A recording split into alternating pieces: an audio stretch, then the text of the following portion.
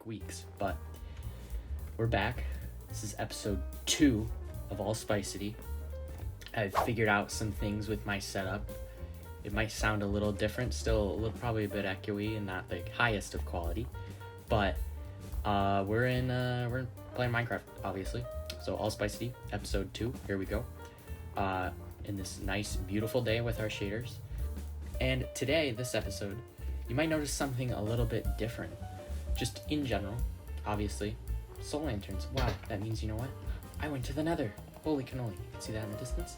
I've got diamond tools. Armor's still a little shoddy, but you know, we're working with it. So, some time has passed since the last episode. To kind of calm myself down after a bit of stressful times, I've been working on this world probably more than I should have off camera, but you know, it's okay. And for this beginning part of the episode, before we really do anything, I'm just going to show you around, show you what we got so far. And we have, obviously, these lanterns, but if I come up here, something I mentioned in the last episode that we ran out of time for, we have an interior. Holy cannoli. So in here, we've got a little bit of our entranceway. We've got a chandelier, a little shelving unit over here, some just general decorations. And up here, we've got our dining area, a little keg, some chairs, some food, you know, just the normal stuff. You can see I've kind of compartmentalized this whole interior build. Essentially what I did is I just went in with like some preliminary blocks and just mapped out where I wanted the rooms to go and marked them with signs. And I think that's just like a really good technique to doing interiors, because it really helps you focus on like what is the objective for this room, and I kind of chunk it up, you know, make it easier, make it more, like I said, focused. Speaking of chunked up rooms, over in this little door over here, we've got ourselves a nice little kitchen. You know, some meats are drying, I guess. A little sink, ovens, nice little painting, some more storage areas. Yeah, I like this room. This room turned out well. Around the back, out here, our little like main area, I guess you'd call it, the entranceway. You can see I did like a little loft design up here. This is something I actually planned like from the start of this build, but I think it turned out pretty decently well. We'll go up there once we go up to the upstairs. Continuing, we've got our hallway with this very bright, vibrant purple carpet. Just some lights up here, paintings, you know, just to make the wall feel a little bit more three-dimensional. And continuing, we have our mud room. Not really a lot to say here, but these are meant to be like coat racks. I got a little lantern up here. And then up here, we've got stairs on this side going up and down. So let's head upstairs.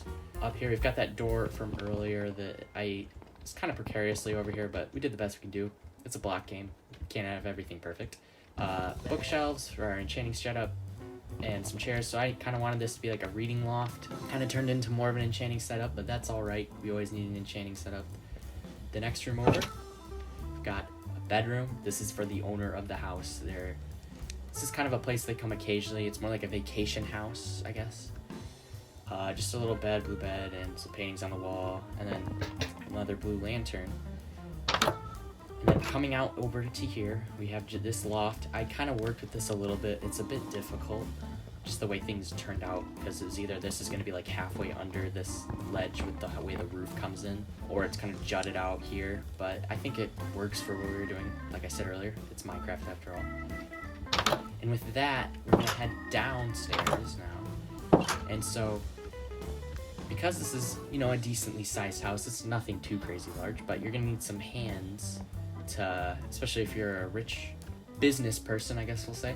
You don't have time to do the chores around the house, so who do you have? You have employees that'll do that for you. So we have like a little bunk area for them down here. You can see just a little chair, a little eating area, a couple lanterns down here, some more storage. This is definitely very skeletal. Nothing as grand as up there, but that is the point. And then the next thing I did, you guys wouldn't know about this, but I actually added another layer down here. And this is our little storage area. We got some villagers down here too. This one has Fortune 3 and this one has Silk Touch. So yeah, this is our storage room. I've started, you know, getting some item frames in here and stuff, but we'll continue to fill this out as our needs require. And I've also, you know, peppered in some decorations. So the idea is, you know, this is a remote location, so they're gonna have to be shipping in goods from other places, and so they've got to store those goods for a long period of time. Anyhow, with that, I think the house tour is done, and Oh, well, the sun's setting, I was going to show you, but yeah. Also, nether portal. I got a new nether spawn, which is considerably better than our other one. That's how I got all the soul lanterns and the soul soil we needed. Anyways, I'm going to go to bed real quick here. Now that we're well rested, the things I wanted to show out here were actually some farms we've got going now. So firstly, we've got our potato crop farm, which is powered by villagers. So this has produced quite a decent amount. And then over here, ignore these for now, we have the way that we got so many villagers. So this is a breeder. This has been running, oh no, I guess not. It has been running, but all the villagers disappeared? Something weird is going on here. Oh, there's oh baby. I don't know. There were like a bazillion villagers in here. One time I let them loose on accident when I was trying to get some more for trades. But anyways, if we look over here, we've got crop villager, so we can get some emeralds for potatoes, and then another crop villager. This isn't a villager. This villager has Unbreaking 3 book. This villager has a Efficiency 5 book. So I've got a few little enchantments. But anyways, the main one that is probably most integral is our iron farm over here. You can see it working well. So we've got very large amount of iron. It's been running in the background. And before I get any further, I just want to credit the villager breeder and the crop farm from Chapman. The channels will be in the description. And the iron farm is from Squishy. And then I also made a skeleton grinder, which I don't really consider worth showing because it's pretty basic, but I did use the general tutorial of Kmond, which also going to be credited in the description below. So check those out if you're interested in these farms. And before we get any farther, these are all temporary. So this might actually be a very bad thing though, that if these guys are all gone, because my plan for at least part of today was moving these guys over to a landmass over here, which I will do. We'll talk about a little bit later why, but this is bad though if they're all gone. I don't know if the game, there were like probably like 30 of them just in this little area, so I don't know if the game like despawned them or what.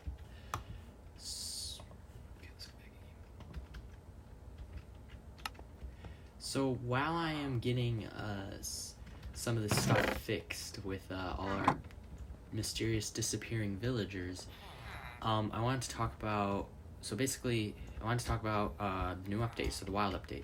So because we've updated to that, a lot of our mods have broken, such as Litematica and replay mods. So unfortunately I won't be able to do like the time lapses I did last episode, which, you know, is a little bit rough, but I think we'll live without it for now. I mean, Litematica, that's kind of a heavy blow, because that makes the just the video making process and like just Minecraft making process, I guess, a lot simpler, and actually impacts a build that we're up and coming in the future.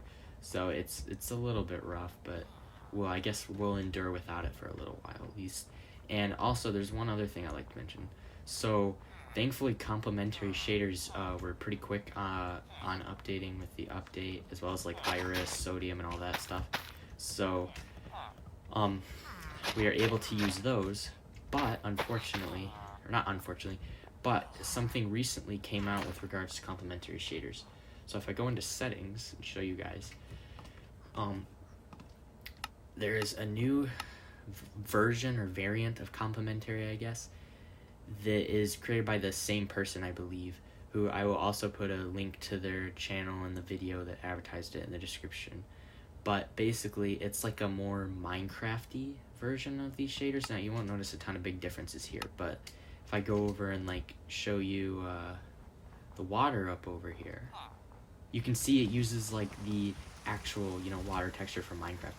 And there are some other things about this shader that I really like too. Like you'll see you can't really see it very well in the snow, but the clouds are like Minecraft-y, and like they're like fluffy, blocky fluffy, rather than like just like a normal sky.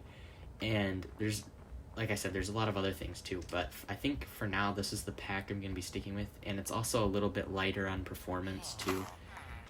So I will probably be trying to use this in like just most of the time while we're, you know, running about the world and stuff. So I'm excited about that. And anyhow, let's get these guys, see if we can get these guys to breed, because it would really suck if we can't. I don't know what's wrong. It looks like that guy's grabbing more food. Are you? There should be enough beds available. I didn't have any issues with that earlier, so I don't think it should have become an issue. So yeah, let's just dump these all in here, so then make sure they can breed. But you know, getting back on topic. So the reason why I was so disappointed about that was because my plan for part of today's episode was to move them over to the other side of the coast.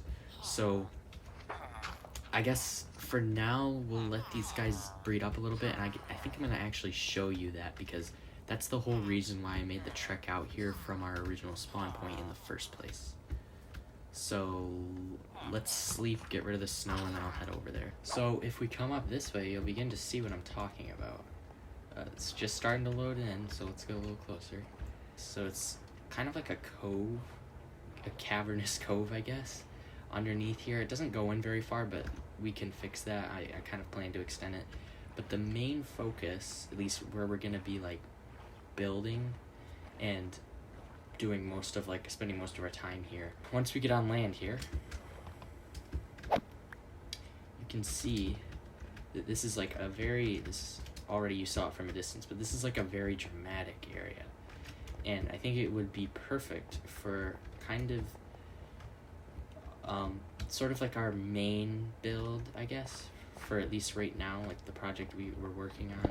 So my plan is to have sort of almost multiple civilizations and like multiple large-scale projects going on at a time. So this is going to be one of such projects. And my plan for this area is the core of this is going to be a hotel for merchants who are going to be traveling to go to another very large trading area, which I don't have the exact details fleshed out, but that's essentially why this hotel is so popular. And the owner of this hotel is actually the same person who owns that house that we just built as our home base. So you can kind of see we're interweaving a little bit of story here, but for now it's still fairly light. And essentially, I don't have this designed yet, and because I don't have Litematica, I can't really design it in creative. Essentially, I can't do the thing I did with my house. So this is definitely going to be more of like a additive thing in videos, so we're not going to be doing this all like in one time lapse, and even then I think it would be too large to do all in one time lapse. But seeing as we still need to give some time for the villagers to breed, I think what we're going to do is clear out a lot of these trees here and just get some room for what we actually plan to build. So unfortunately I can't do a time lapse for this either, but I think maybe if I do like a cool cut, will that suffice? Here, let's tower up here.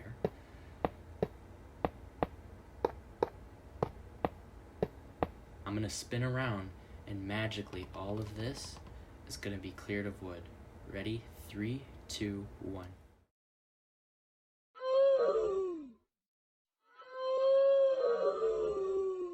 With that, all the trees, or most of the trees on this mountain are gone. So we have taken out all the trees that I think would be interfering with like the main build we're gonna do here. And after doing some thinking while clearing all these out, I decided that maybe we're not gonna make as much progress on this as soon as I originally thought, just because I'm kind of feeling a little burnout on it just after the trees. But it's okay, we've got other things we can do. But firstly, we need to see if our villagers have been breeding. I'm gonna head over to the breeder and see if there's enough there. So it appears that there aren't that many of them in here, unfortunately. So here, I'll just show you. So you can see there's, yeah, you can barely see them here. Pop it open a little more. So you can see there's a few down here. I'd estimate there's like 6. We could set up another breeder over there, actually. The more I'm thinking about it, it might be a better idea to just set this same breeder design over there, because I plan to move all of our villagers over there and get ourselves a temporary trading hall set up. And I think I might leave some of these farms for now. But these guys can definitely come with us. So I think we're going to transport all of these guys over to the other mainland. To do that, we're going to need to build a railway, so I'm going to get to that, and I'll cut back when I've got them over there, and we'll see what we have to do for them.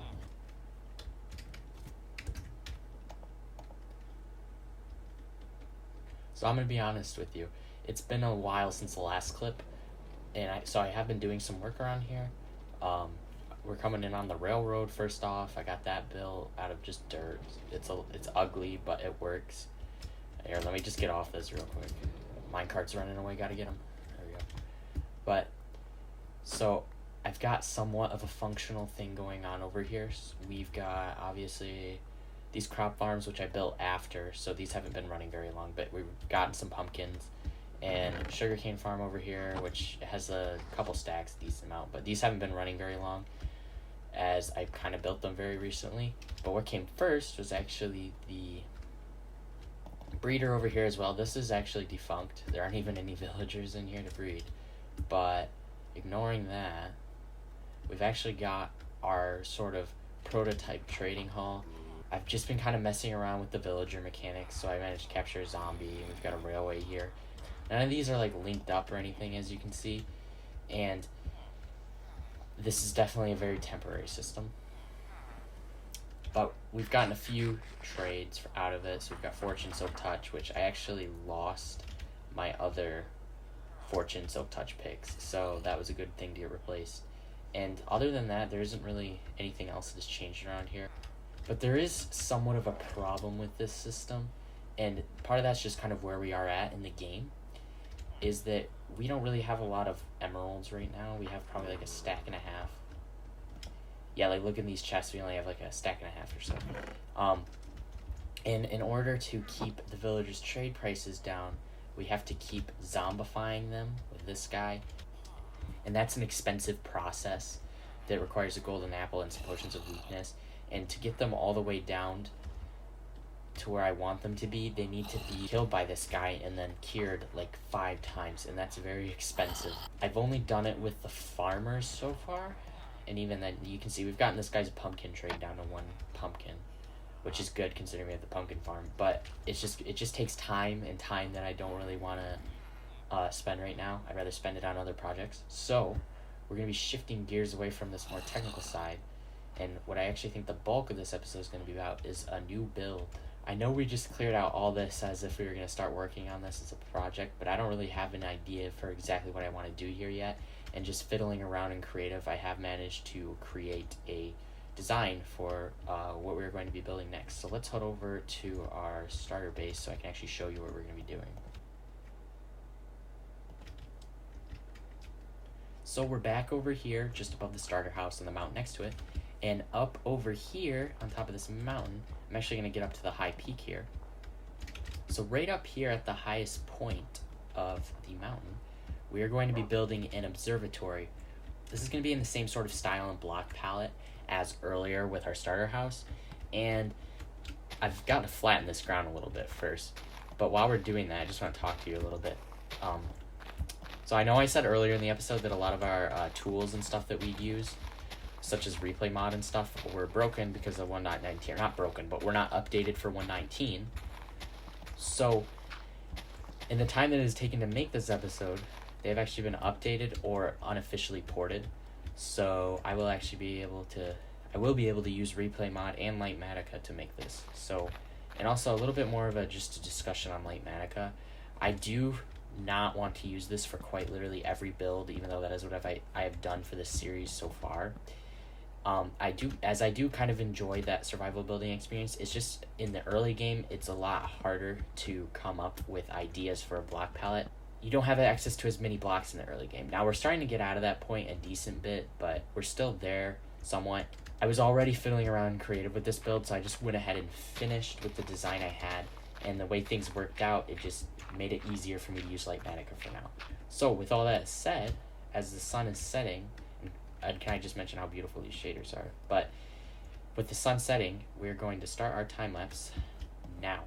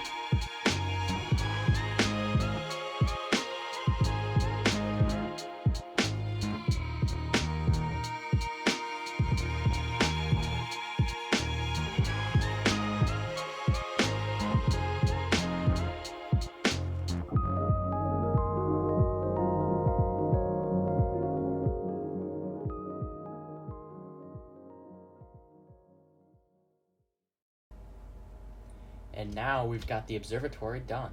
So first off the bat, you'll notice there isn't actually glass in the telescope.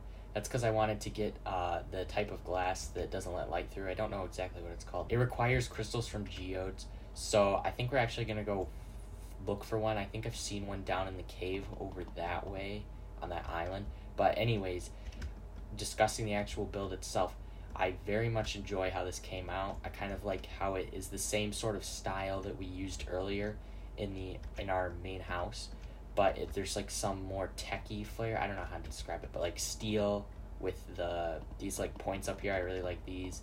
And then I don't know exactly how this is supposed to work as an observatory if it can't really spin around, but originally I was going to have like a little spotting tower up here, but that just didn't really work out because this telescope was butting right up next to it, and it just didn't look like it had enough room to move up and down. So I think this generally looks a lot better from above than it does down below.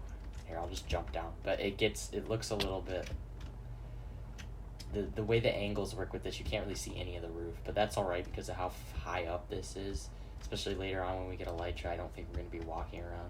So I'm back over here at, there's the villager trading thing we were doing earlier, and over here's this giant cave that is a little bit underwater, or has some underwater sections, and I'm pretty sure that there is a geode down here somewhere, and with our shaders it actually illuminates it a decent bit. So originally I thought I would have to light this all up, but there are definitely some mobs down here, so we're going to be a little bit careful. I believe the geode was actually pretty deep into this cave, but I suppose we'll see.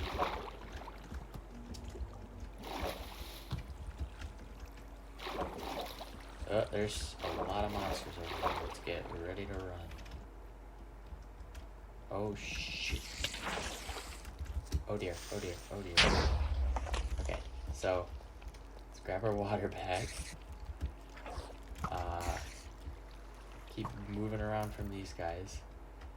Don't see anything. I'm pretty sure with this, these shaders, the amethyst should glow, but I don't see anything yet.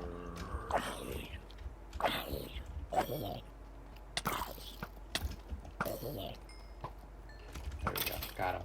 So, oh, hello, creeper.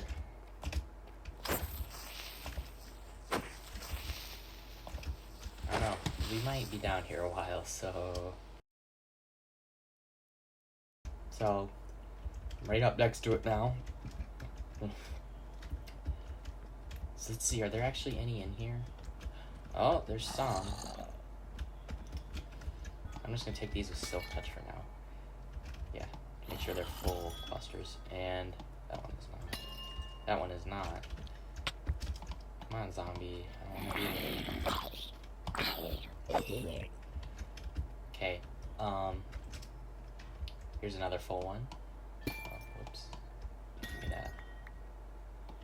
Let's put that back. I think we're gonna hang her out here for a little bit. I'm gonna mine these with fortune and see how many we get.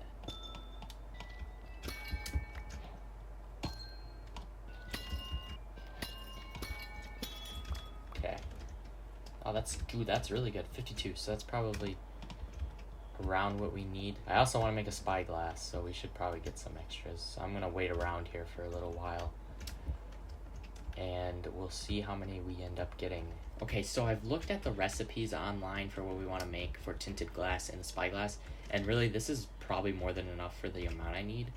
So I think we're actually gonna head back up. Don't worry, I took a screenshot of these coordinates, so we'll be able to come back to them at a later date when we do need more of these. So let's get out of here, and I'll meet you up at the surface. So back up here, I've crafted us some tinted glass and actually a spyglass as well. So let's go get this installed.